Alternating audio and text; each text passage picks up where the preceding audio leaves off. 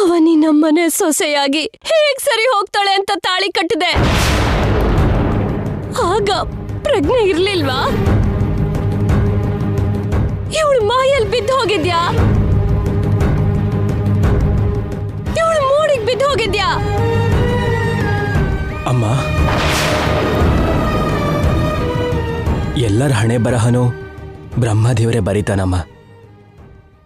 ಅವರವರ ಹಣೆ ಬರಹನ ಅವರೇ ಬರ್ಕೊಳಕ್ಕಾಗಲ್ಲ. ಆ ಸಮಯದಲ್ಲಿ ನಾನಂತ ನಿರ್ಧಾರ ತಗೊಳ್ಳೋ ಹಾಗೆ ದೈವ ಸಂಕಲ್ಪಿಸ್ತು.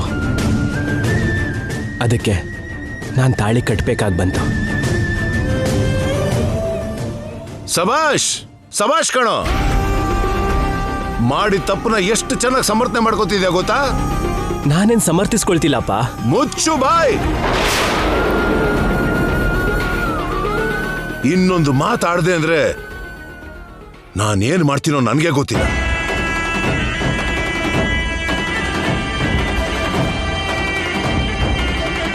ತುಂಬಾ ಮುದ್ದಾಗಿ ಬೆಳೆಸ್ತೀವಿ, ಎಷ್ಟೋ ನಂಬಿಕೆ ಇಟ್ಕೊಂಡಿದ್ವಿ. ಅದಕ್ಕೆ ನಿನ್ನಂತ ಮಕ್ಕಳು ಎದೆ ಮೇಲೆ ಓದಿಯೋದು. ತಂದೆ ತಾಯಿನ ನರಕದಿಂದ ತಪ್ಸೋನ್ನ ಮಗ ಅಂತ ಕಣೋ. ಆದ್ರೆ ನಿನ್ನಂತ ಮಗ ಇದ್ರೆ ತಂದೆ ತಾಯಿಗೆ ನಿತ್ಯ ನರಕನೇ ಕಣೋ. ಛೇ, ನಿನ್ನ ಮುಖ ನೋಡೋದಿಕ್ಕೆ ಅಸಹ್ಯ ಆಗ್ತಿದೆ.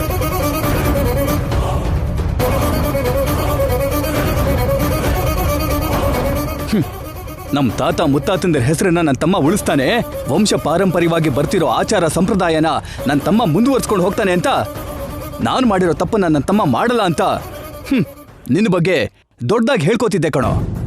ಈಗ ಕುಟುಂಬದವ್ರನ್ನೆಲ್ಲ ಬೀದಿಲ್ ನಿಲ್ಸಿದ್ಯಾ?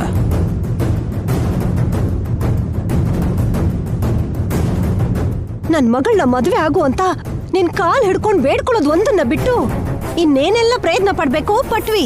ಇಂಥವಳ ಮದ್ವೆ ಆಗೋದಕ್ಕ ಇಷ್ಟು ದಿನ ನಾವು ಕಾದಿದ್ದು. ರಾಮ ಅನ್ನೋ ಹೆಸರನ್ನ ತುಂಬಾ ಜನ ಇಟ್ಕೋತಾರೆ. ಅಷ್ಟು ಮಾತ್ರಕ್ಕೆ ಪ್ರತಿಯೊಬ್ನು ಶ್ರೀರಾಮಚಂದ್ರ ಆಗೋಗ್ತಾನ? ನಿನ್ನಂತವ್ರು ಕೂಡ ಇರ್ತಾರೆ. ಅತ್ತೆ ಅವರು ನಿನ್ ಬಗ್ಗೆ ಎಲ್ಲರ ಹತ್ರ ಆ ರಾಮ ಪಿತೃವಾಕ್ಯ ಪರಿಪಾಲಕನಾದ್ರೆ ನನ್ ಮಗ ಮಾತೃವಾಕ್ಯನ ತಪ್ಪಲ್ಲ ಅಂತ ದೊಡ್ಡದಾಗಿ ಹೇಳ್ತಾ ಇದ್ರು. ಆ ನಂಬಿಕೆಗೆ ನೀನು ಮೋಸ ಮಾಡ್ಬಿಟ್ಟಿಯಲ್ಲ. ನೀನನ್ ಮದ್ವೆ ಮಾಡ್ಕೊಳ್ಳಿಲ್ಲ ಅನ್ನೋ ನೋವು ನನ್ಗಿತ್ತು. ಆದ್ರೆ ಯಾವತ್ತೂ ನಿನ್ನ ಅಸಹ್ಯ ಪಡೋಷ್ಟು ಕೋಪ ದ್ವೇಷ ಇರ್ಲಿಲ್ಲ ಮಾವ. ಮೊದಲನೇ ಸಾರಿ ನಿನ್ ಮುಖ ನೋಡ್ತಿದ್ರೇನೆ ಅಸಹ್ಯ ಆಗ್ತಾ ಇದೆ. ಇದಕ್ಕೆಲ್ಲ ಕಾರಣ ಈ ಅವನಿನೇ. ನನ್ ತಂಗಿ ಏನ್ ಮಾಡಿದ್ಲು? ಪ್ರೀತ್ಸು ಅಂತ ಹಿಂದೆ ಬಿದ್ಲಾ? ಮದ್ವೆ ಮಾಡ್ಕೊಂತ ಬೇಡ್ಕೊಂಡ್ಲಾ? ಇಲ್ವಲ್ಲ. ನನ್ ತಂಗಿ ಬಗ್ಗೆ ನೀವ್ ಹೇಗೆ ಆರೋಪ ಮಾಡ್ತೀರಾ? ತಾಳಿ ಬಗ್ಗೆ ಗೊತ್ತಾದ್ರೆ ಸೊಸೆಯಾಗಿ ಗೌರವ ಸಿಗತ್ತೆ ಅಂತ ಆಸೆ ಪಟ್ಟೆ. ಆ ಕನ್ಸು ನೆರವೇರ್ಲಿಲ್ಲ.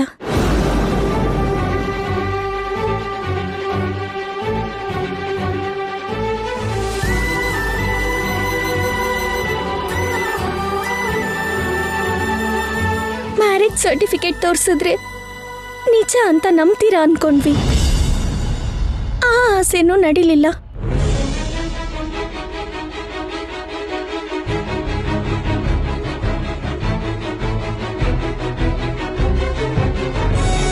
ಹಳೇದ್ ನೆನ್ಪಿಗೆ ಬಂದಿರೋ ಭಾವ ನಿಜಾನ್ ಹೇಳಿದ್ಮೇಲಾದ್ರೂ ಆಧರಣೆ ತೋರಿಸ್ತೀರಾ ಅನ್ಕೊಂಡೆ. ಇವಾಗ ಕೂಡ ನಾನು ದೋಷಿ ಆಗ್ಬಿಟ್ಟೆ. ಎಂತ ಹಣೆ ಬರಹ ನಂದು. ಏಯ್ ಏಯ್, ರಾತ್ರಿ ನಿನ್ಗೆ ಹಳೆದೆಲ್ಲ ನೆನಪಾದಾಗ ಆಗ್ಲೇ ನಮ್ಗೆ ಹೇಳ್ಬೇಕಿತ್ತು ಕಣೋ. ಮದುವೆನ ಮುಂದಕ್ಕೆ ಹಾಕ್ತಿದ್ವಿ ಅಥವಾ ಬೇರೆ ನಿರ್ಧಾರ ಮಾಡ್ತಿದ್ವಿ, ಇನ್ನೇನಾದ್ರೂ ಮಾಡ್ತಿದ್ವಿ. ಹಸೆ ಮನೆ ಮೇಲೆ ಕೂತ್ಕೊಂಡು ತಾಳಿ ಕೈಯಲ್ಲಿ ಹಿಡ್ಕೊಂಡ ಮೇಲೆ ನಿಜ ಹೇಳ್ತೀಯ? ಇದೇನೇನೋ ನಿನ್ ಸಂಸ್ಕಾರ? ಎಲ್ರ ಮುಂದೆ ನಮ್ಮನ್ನ ಹುಚ್ಚರನ್ನಾಗಿ ತೋರ್ಸಕ ಹೀಗೆ ಮಾಡಿದ್ದು? ಮೋಸ ಮಾಡಿ ಮದ್ವೆ ಮಾಡ್ಕೋಬೇಕು ಅನ್ಕೊಂಡಿದ್ ನಿಹಾರಿಕಾಗೆ ಬುದ್ಧಿ ಕಲ್ಸೋದಕ್ಕೆ ಹಾಗೆ ಮಾಡ್ದೆ.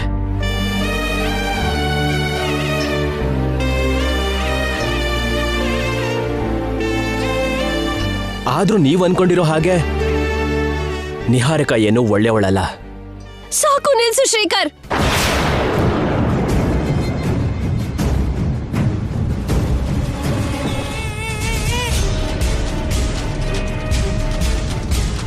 ನಿಹಾರಿಕಾ ಬಗ್ಗೆ ಇನ್ನೊಂದು ಮಾತು ತಪ್ಪಾಗಿ ಮಾತಾಡಿದ್ರೆ ನಾನ್ ಸುಮ್ನಿರಲ್ಲ, ನಂಬೋದು ಇಲ್ಲ.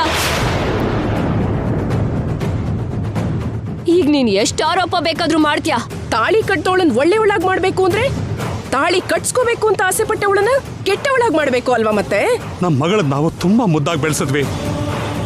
ನಿಮ್ ಮಗನ್ನ ಪ್ರೀತಿಸ್ಲು ಅನ್ನೋ ಒಂದೇ ಒಂದು ಕಾರಣದಿಂದ ನಿಮ್ ಮನೆ ಸುತ್ತ ತಿರುಗಿದ್ವಿ. ಇವಾಗ ನಮ್ ನಿಹಾರಿಕಾ ಪರಿಸ್ಥಿತಿ ಏನು? ನಮ್ ಮಗಳಿಗೆ ಹೇಗ್ ನ್ಯಾಯ ಕೊಡ್ತೀರಾ? ಇಲ್ಲಿ ನಡೆದಿರೋದಕ್ಕೆ ನನ್ನ ಮೈಂಡ್ ಎಲ್ಲ ಬ್ಲಾಕ್ ಆಗಿ ಹೋಗಿದೆ. ನಾನು ಏನ್ ಮಾತಾಡ್ಬೇಕು ಅಂತಾನೆ ನನಗೆ ಅರ್ಥ ಆಗ್ತಿಲ್ಲ. ನೀವೆಲ್ಲರೂ ಚೆನ್ನಾಗೇ ಇದ್ದೀರಾ, ನನಗ್ ಮಾತ್ರ ತುಂಬಾ ಹೀನಾಯವಾಗಿ ಮೋಸ ಮಾಡಿದೀರಾ. ಹೀಗ್ ನಡೆಯುತ್ತೆ ಅಂತ ನಾವು ಅನ್ಕೊಂಡಿರ್ಲಿಲ್ಲಮ್ಮ. ನಾನ್ ಪ್ರೀತಿಸಿದವನು ನನಗ್ ಸಿಗ್ಲಿಲ್ಲ ಅಂದ್ಮೇಲೆ ಇನ್ನು ನನ್ ಬದುಕಿರೋದು ಅನಾವಶ್ಯಕ.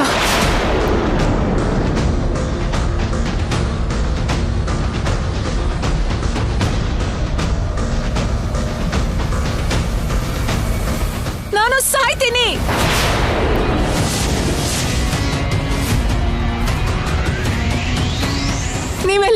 ನೀವೆಲ್ಲರೂ ಸಂತೋಷವಾಗಿರಿ.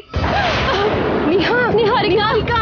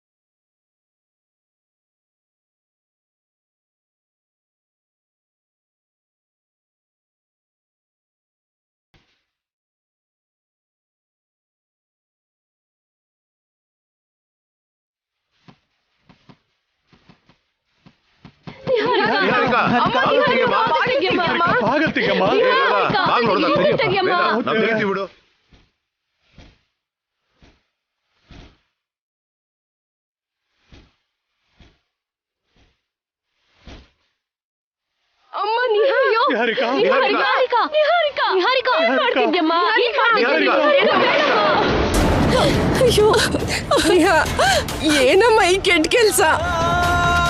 ಯಾಕಮ್ಮ ಈ ರೀತಿ ಅವಸರದ ನಿರ್ಧಾರ? ಲೈಫ್ ಎಲ್ಲ ಒಂದೇ ಸಲಕ್ಕೆ ಶೂನ್ಯ ಆಗೋದಾಗಾಯ್ತು. ಇನ್ನು ನನ್ ಬದುಕಿತ್ತು ಏನ್ ಲಾಭ? ನನ್ನ ಸಾಯೋದಕ್ ಬಿಡಿ. ನಿಹಾರಿಕಾ ನಿಂತ್ಕೋ. ಇನ್ಯಾವತ್ತೂ ಇಂಥ ಹುಚ್ಚು ಕೆಲ್ಸಗಳು ಮಾಡ್ಬೇಡಮ್ಮ. ಜಾತಕ ಹೊಂದಾಣಿಕೆ ಆಗಿತ್ತು, ನನ್ನ ಅದೃಷ್ಟ ಅನ್ಕೊಂಡೆ. ಸೊಸೆ ಅಂತ ಎಲ್ಲರ ಹತ್ರ ಪರಿಚಯ ಮಾಡಿಸ್ತಿದ್ರೆ ತುಂಬಾ ಸಂತೋಷ ಪಟ್ಟೆ. ಅತ್ತೆ ಮಾವ ಅಂತ ಕರೀತಾ ಆನಂದ ಪಟ್ಟೆ. ಒಂದೇ ಸಲಕ್ಕೆ ಎಲ್ಲಾನು ದೂರ ಮಾಡ್ಬಿಟ್ರು. ಶ್ರೀಕರ್ ಇಂಥ ಕೆಲ್ಸ ಮಾಡ್ತಾನೆ ಅಂತ ನಾನು ಅನ್ಕೊಂಡಿರ್ಲಿಲ್ಲಮ್ಮ. ನಡೆದಿದ್ದೆಲ್ಲ ನಿಜಾನ ಕನ್ಸ ಅನ್ನೋ ಹಾಗಿದೆ. ಈ ಮಾತ್ ಬೇಡ ವೇದವತಿ ಅವ್ರೆ.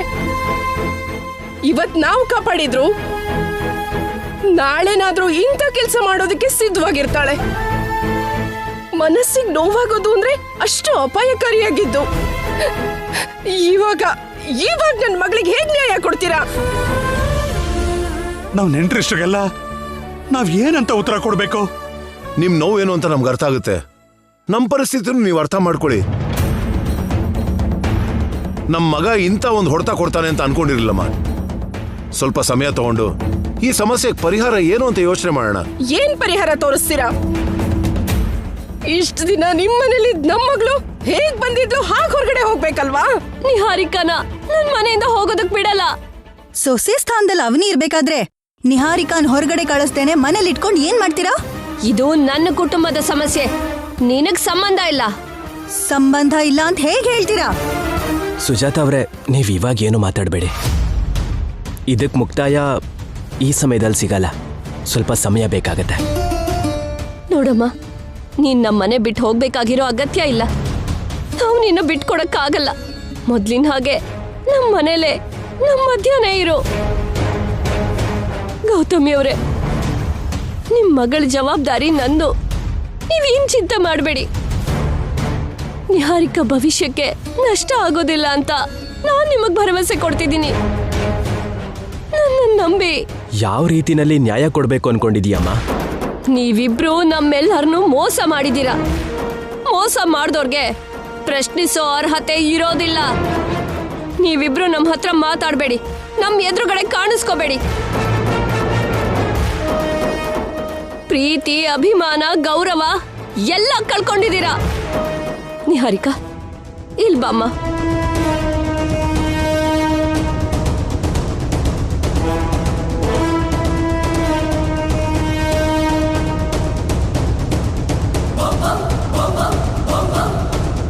ಶ್ರೀಕರಿಗೆ ಹಳೇದೆಲ್ಲ ನೆನಪಿಗೆ ಬಂದಿದೆ ಅನ್ನೋ ವಿಷಯನ ನನ್ನ ಹತ್ರ ಯಾಕೆ ಹೇಳಲಿಲ್ಲ ಅವನಿ?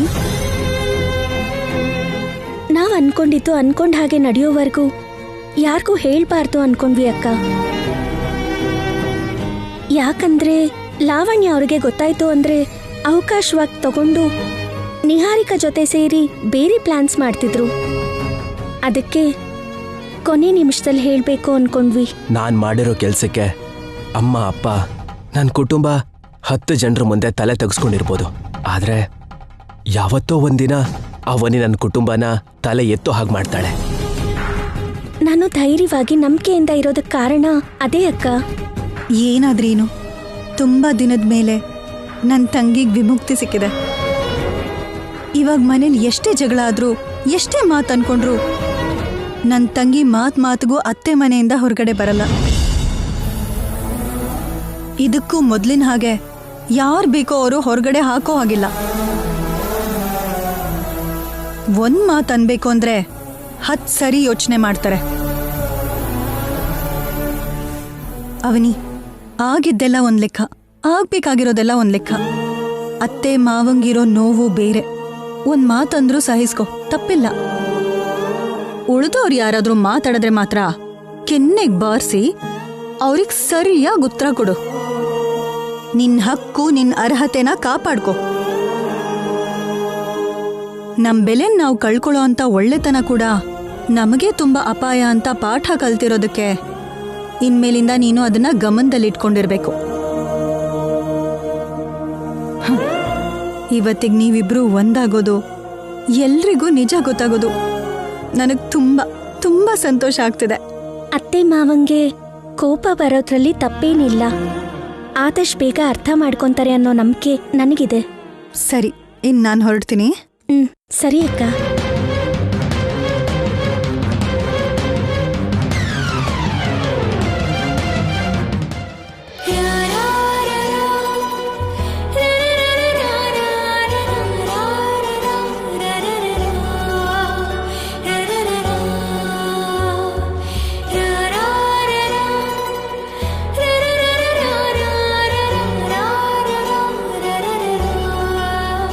ಬಾವಾ, ವಿಕಾಸ್ಗೂ ಕೂಡ ಕ್ಲಾರಿಟಿ ಕೊಟ್ಬಿಡೋಣ ಬಾ.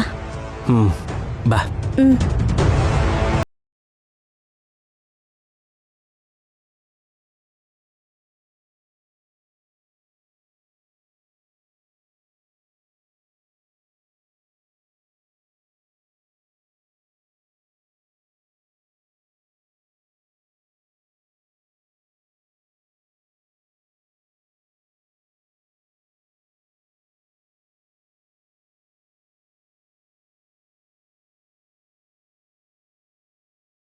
ಶ್ರೀಕರ್,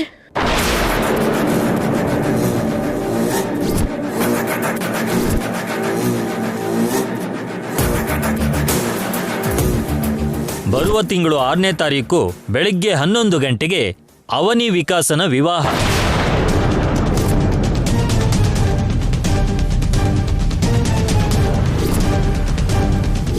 ನಾಳೆ ನನ್ನ ಭಾವಂಗೆ ನಿಹಾರಿಕಂಗೆ ಮದ್ವೆ. ಅವ್ರ ಮದ್ವೆ ಆದ್ಮೇಲೆ ನಮ್ಮ ಮದ್ವೆ ಬಗ್ಗೆ ಯೋಚನೆ ಮಾಡೋಣ. ನಾನು ಮದ್ವೆ ಮಾಡ್ಕೊಂಡಿರೋದು ಅವನಿನೇ ನನ್ನ ಹೆಂಡತಿ.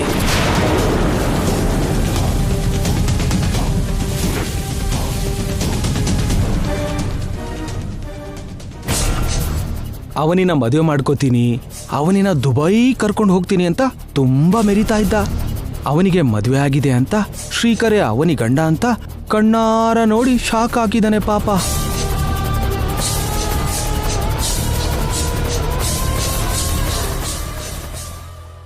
ವಿಕಾಸ್ ಅವರೇ,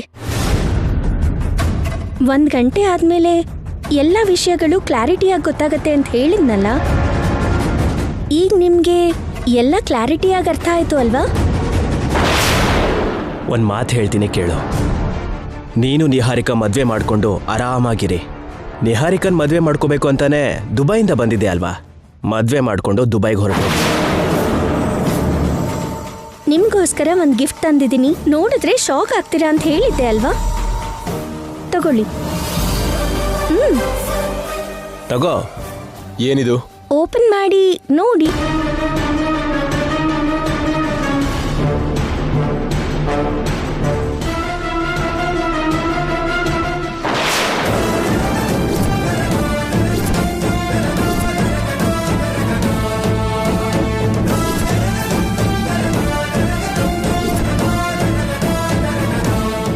ನೋಡಿದ್ರಾ, ಶಾಕ್ ಆದ್ರಿ? ನನ್ನ ಗಂಡನ್ನ 100 ಜನ ನಿಹಾರಿಕಾ, 1000 ಜನ ವಿಕಾಸ್ ಬಂದ್ರು ಬೇರೆ ಮಾಡೋಕ್ಕಾಗಲ್ಲ. ವಿಕಾಸ್, ಈ ಫ್ರೇಮ್ನ ಮನೇಲಿ ಇಟ್ಕೋಬಿಡು. ಮತ್ತೊಂದ್ಸಲ ಕೆಟ್ಟ ಆಲೋಚನೆಗಳು ಬರ್ದಾಗೆ ಬುದ್ಧಿ ಮಾತಿನ ಹಾಗಿರತ್ತೆ.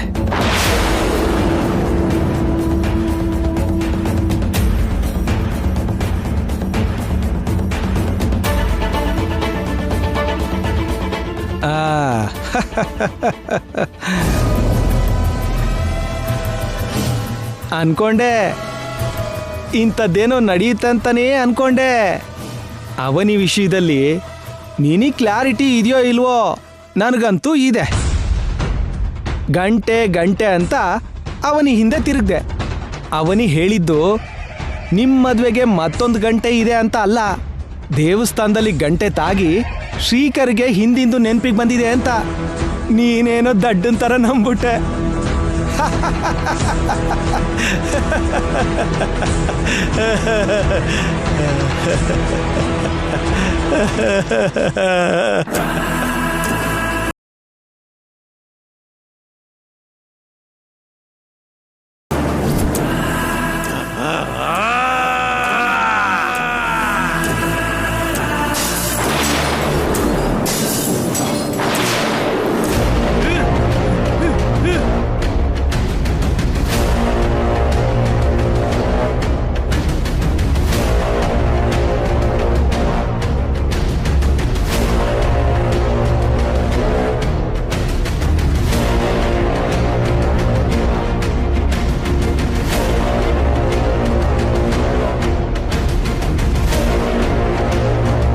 ನನ್ನ ಅವನಿ ನಿನ್ ಸ್ವಂತ ಆಗಿದ್ದು ನನಗಿಷ್ಟ ಇಲ್ಲ.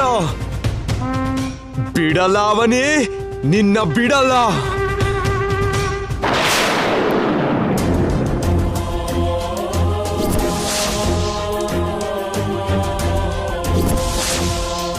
ನನ್ನ ಆಸೆನೆಲ್ಲ ನನ್ನ ಚಿಕ್ಕ ಮಗನ ಮೇಲಿಟ್ಕೊಂಡಿದ್ದೆ.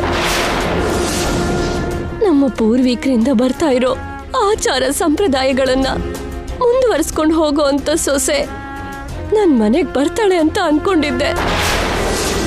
ದೊಡ್ಡ ಮಗನ ಹಾಗೆ ಚಿಕ್ಕ ಮಗನೂ ಕೂಡ ಮಾತು ಕೊಟ್ಟು ತಪ್ಪಿದಾನೆ. ನಡೆದಿದ್ದೆಲ್ಲ ನಿಜ ಅಂತ ನನಗೀಗ್ಲೂ ನಂಬೋದಕ್ಕಾಗ್ತಿಲ್ಲ. ನಾಳೆ ನಾನು ಹಳ್ಳಿಗೆ ಹೋದಾಗ ನಮ್ ಕುಟುಂಬದ ಮೇಲೆ ಆಸೆ ಇಟ್ಕೊಂಡಿರೋ ಆ ಜನರಿಗೆ ನಾನು ಏನಂತ ಉತ್ತರ ಕೊಡಕ್ಕಾಗತ್ತೆ? ಅವ್ರ ಮುಂದೆ ತಲೆ ಎತ್ತೋಕ್ಕಾಗತ್ತಾ? ಜಾತಕ ಹೊಂದಾಣಿಕೆ ಆಗದೆ ಇರೋ ಹುಡುಗಿ ಕೈಯಲ್ಲಿ ಪೂಜೆ, ಉತ್ಸವ, ಪ್ರಸಾದನ ಹೇಗ್ ತಯಾರು ಮಾಡ್ತೀರಾ ಅಂತ ಕೇಳಿದ್ರೆ ದೋಷಿಯಾಗಿ ನಿಲ್ಲೋದ್ ಬಿಟ್ರೆ ಇನ್ನೇನು ಮಾಡೋಕ್ಕಾಗಲ್ಲ. ಯಾಕೆ ಹೀಗ್ ಮಾಡ್ದೆ ತಾಯಿ? ಯಾಕಿಂತ ಜಾತಕನೇ ಕರೆಸ್ಕೊಂಡಿದ್ಯಾ ತಾಯಿ? ನಮಗೇನು ಅರ್ಥ ಆಗ್ತಿಲ್ಲ. ಏನ್ ಮಾಡ್ಬೇಕೋ ಅರ್ಥ ಆಗ್ತಿಲ್ಲ. ಎಲ್ಲ ನಿನ್ ಮೇಲೆ ಭಾರ ಹಾಕಿದೀವಿ.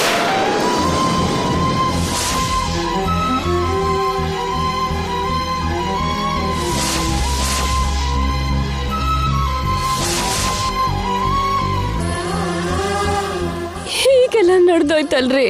ನಮ್ಮ ಕುಲಗುರುಗಳ ಹತ್ರ ನಿಹಾರಿಕಾ ಜಾತಕ ತಗೊಂಡೋದಾಗ ನಿಹಾರಿಕಾ ನಮ್ಮ ಮನೆ ಸೊಸೆ ಆಗ್ತಾಳೆ ಅಂತ ಹೇಳಿದ್ರು. ಎಲ್ಲೋ ಏನೋ ತಪ್ಪಾಗಿದೆ. ನಿಹಾರಿಕಾ ನಮ್ಮ ಮನೆ ಸೊಸೆ ಆಗೋಕೆ ಸಾಧ್ಯ ಇಲ್ದಂಗಾಗೋಯ್ತು. ಮುಂದೆ ಇದ್ರ ಪರಿಣಾಮ ಹೇಗಿರುತ್ತೋ ನನ್ಗೆ ಅರ್ಥ ಆಗ್ತಾ ಇಲ್ಲ.